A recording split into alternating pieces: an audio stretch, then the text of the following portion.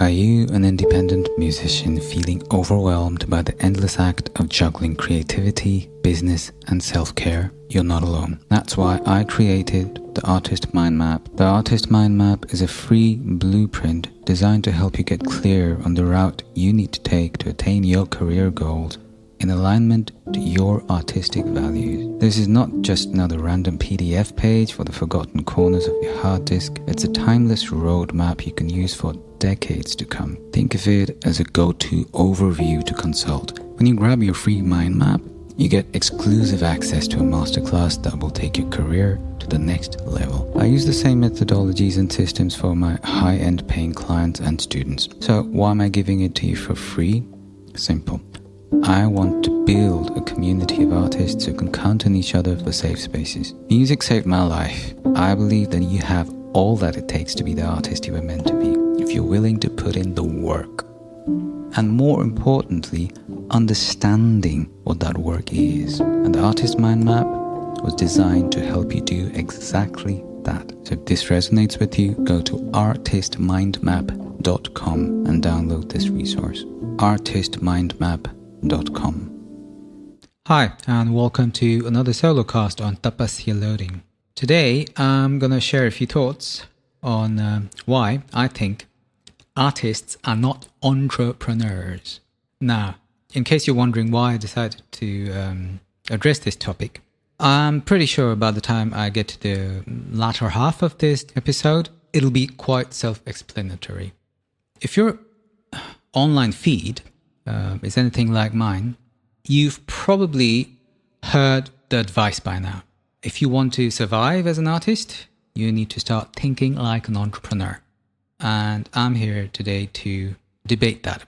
I will contend at surface level, the whole concept, the parallels between an artist and an entrepreneur do make sense. Build a brand, learn to pitch, package your offerings, control your narrative. Sure. These are aspects most independent artists or creatives will have to get around to getting a feel for at some point. I'll go as far as to say that a lot of these tools are actually even genuinely useful. Full disclosure, I teach and train people in some of these modalities. Because it's true, in a landscape where the old industry gatekeepers have been replaced by algorithms, independence as an artist today requires a little more than just inspiration. It takes infrastructure. It takes skill. But somewhere along the way, something else started to happen. A shift, a major shift in posture. A shift in identity. Artists stopped being seen as, well, artists, and started being asked to become content creators, brand strategists, personal platforms, market disruptors. In short, entrepreneurs. And that's where we lose the thread. Why? Because the core orientation of entrepreneurship and artistry is not the same. An entrepreneur often begins with a gap in the market. They create to solve a problem and measure success by scale, outcomes, revenue, and even replicability. An artist, on the other hand, begins from somewhere else entirely. Most of us will start with a question, maybe grief, a form of devotion, some tension that won't leave us alone. In short, an unstoppable urge to heal. And the measure of success, well, for one, often there isn't one, not externally in the tangible way a business measures anyway.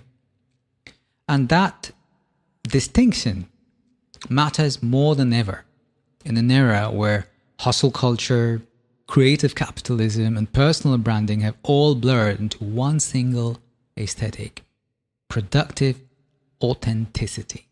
Let's discuss.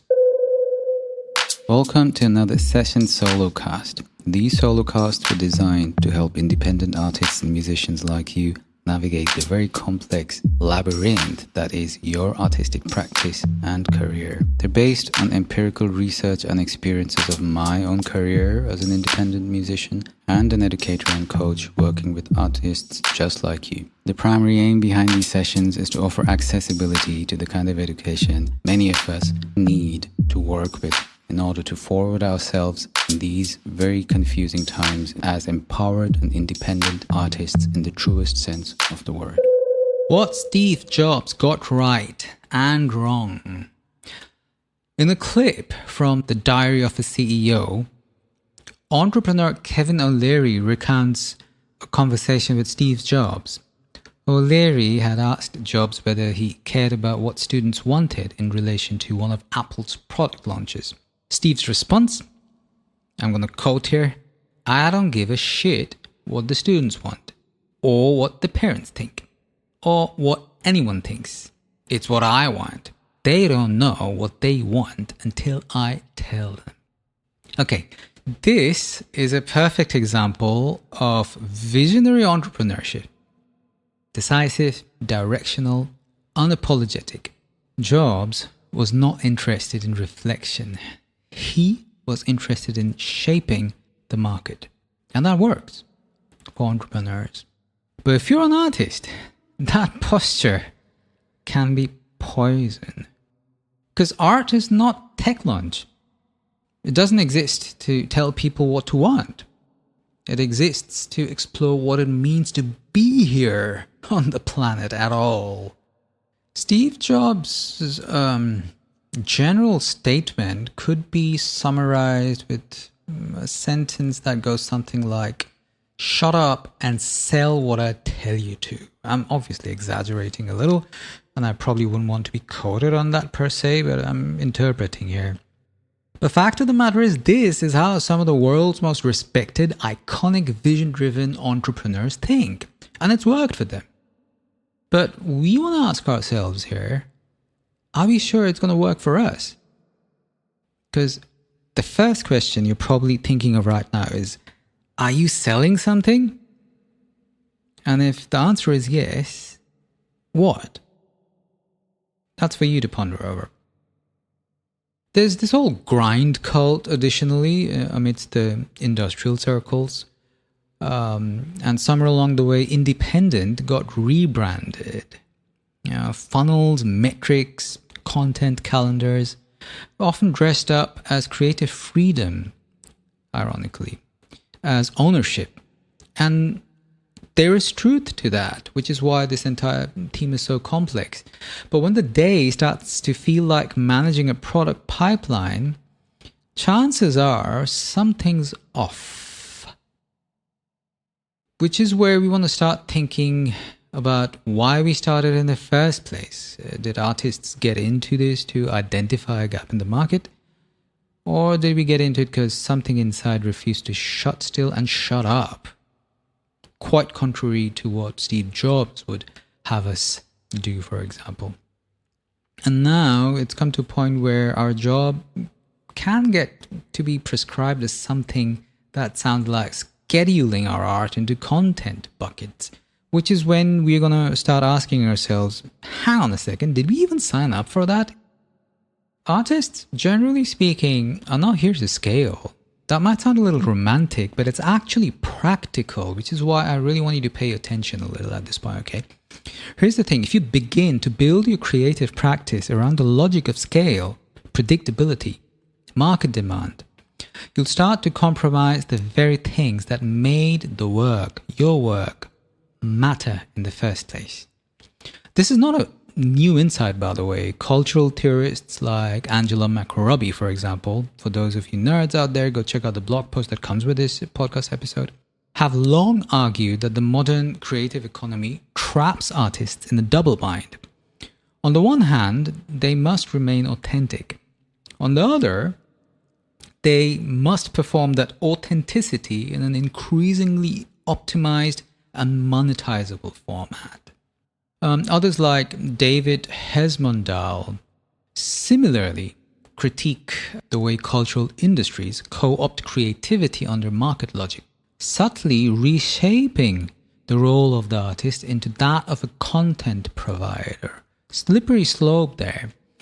In other words, when artists become quote-unquote entrepreneurs in identity, not just skills, they risk turning their art into a product line. And that is where the slow erosion begins.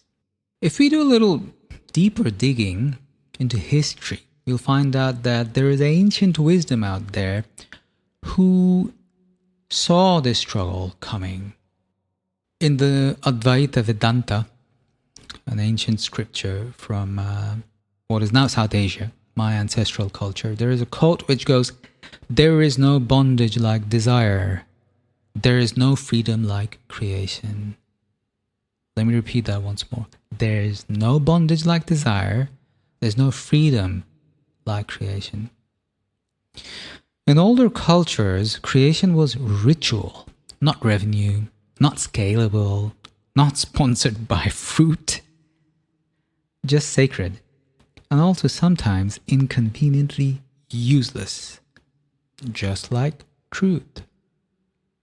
A little dramatic, but you get the gist of what I'm talking about here. Which is when, for us artists, one question that's going to crop up is, hey, I rejected the machine, so why am I becoming my evil boss now? You know? Do I need that guy? Do I need that evil boss inside my head? Is that structure? Is that really structure, or is that just fear? Because synchronized sound and color, or words that make people feel, that is structure. That's higher structure.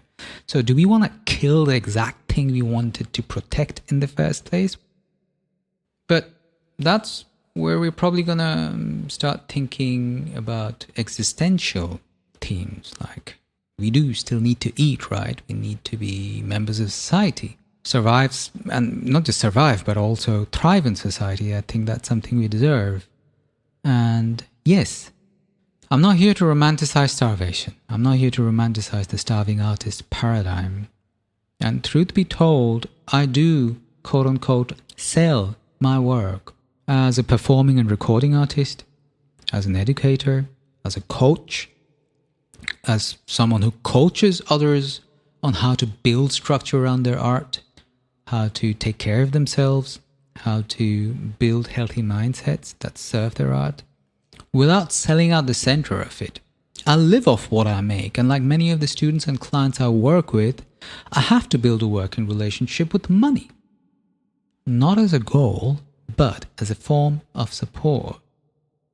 So the way I see it, the question here is not whether artists should charge. The question is, what are we charging for? And more importantly, who's in the driver's seat in making those decisions? Is the work shaping the structure, or is the structure shaping the work? Because if we're not careful while navigating that little dance, we internalize the entrepreneurial gaze so deeply that even our personal expression becomes something to quote-unquote optimize. So I guess the idea here, the way I see it, is to, yes, learn the game. You know, although, truth be told, I don't think this is a game. You know, you don't need to be a poor lost artist, but you're not a spreadsheet with a face either. A little rude, but, you know, I've said it now. Sure, learn the business. Understand strategy. Mimic a market, though? Not sure that's the kind of advice you're going to hear me giving you. Disrupt, yes, but with depth. Channel the damn cosmos, because that's the kind of power you actually have as a practicing artist. So, if you're anything like me, you're asking yourself now, how the F do I make a living, TL? I'm glad you asked. Here's how. You learn the rules, and then break them, just like you did with your art. But my request to you is, please don't forget what you already have. This is the one pattern I notice the most with artists I work with, especially the ones I coach, although my collaborators and even other players in the artist ecosystem display this characteristic amply as well. Most of us underestimate our skill set by miles. Tune in to that inner voice of yours. The irony is, at the highest level of entrepreneurial mindset coaching, so many of these coaches give you exactly the same advice. In fact, they'll cite artists as exemplary visionaries as well. Different discussion, but worth mentioning somewhere in there as well. Tune in to your inner voice, tune into your inner calling, the higher calling. Use it not to scale revenue, but to deepen the calling, sustain it, learn those business skills. Go ahead, but don't become them, because you want to protect what matters, your art. Sustain it, not a product line. And as far as playing the game is concerned, here's another thing I want to put out there. Art is not a game. Let me repeat that. Art is not a game. I wrote a blog post sometime back, why art is not a sport. But generally speaking, yeah, entrepreneurial skills are good skills to have as an artist. But dude, don't be Steve. Use the laptop you produced, that phone, but don't live there. And never, ever let someone convince you that you're him. Does that make you a hypocrite? Possible? This does my head in too, to be honest. Yes, no, maybe, probably. Here you go. But there's a fine line between growing a muscle that knows how to hold space for dichotomies and exploiting them for profit. Figuring out where that line is probably one of the highest priorities we need to put on our agenda as artists in this day and age. And how do we do that? Well, my word of advice, or suggestion anyway, or better still, my invitation to you is to consider going home. That place inside your heart where the art first whispered. Build from there with time, attention, and heck, make money. But not as a destination, but as a well-deserved byproduct of your courage for taking a journey that very few do, believing in a dream. How is that different from an entrepreneur is a question I have also received sometimes. And in case that wasn't clear yet, an artist's endgame is not acquisition. An entrepreneur builds to sell. An artist creates to connect. So one optimizes output and the other nurtures essence. So yeah, sometimes similar tools, but always a different compass. So the final dichotomy for today, before I taper off, is sure, you care for what your audience wants, but what you want to make sure you always remember is that your audience are not just your customers. They're fellow pilgrims. And what they really want is to heal. Heal from the noise, a lot of which is made by Steve's toys. The one you're probably listening to this on. So yeah, let's own that. Let's own that dichotomy. But not dwell there. In case you're wondering if that's all I have, if some vague philosophical jargon there, no, I got more. That's not even close to what I have. I have frameworks. I coach people to actually do this. In fact, for those of you listening, shameless little plug in here, my Artist Mastermind, the first cohort just opened up. And if you join now, you get the first month free. This is probably the most accessible, affordable form of live coaching I've offered to my co-artists. Costs a fraction of what I charge for my one-on-one mentorship offers. Bear in mind, I am a one-person solopreneur who's trying to make a sustainable living while nurturing an international career myself. So for those of you looking to level up and looking for support, looking for career counseling on your artist journey, there is a link to my new cohort. And if you want to try it out, try out the group coaching, you get a month free on me. This was just another reminder that the thing inside you, that voice, that fire to create more art, still matters. It waits, it exists, it always will. And you don't have to have it all figured out. But you don't have to become someone you don't want to either. Just keep showing up as you. Hope that helps. Hey folks, I hope you found that episode helpful. Here's a little request. If you did, consider sharing this episode with your folks. Think about the ways in which they might benefit the way you did. And please don't ever hesitate to reach out if you have queries. My name's TL. I'm an independent musician and educator and the founder of the Holistic Musician Academy.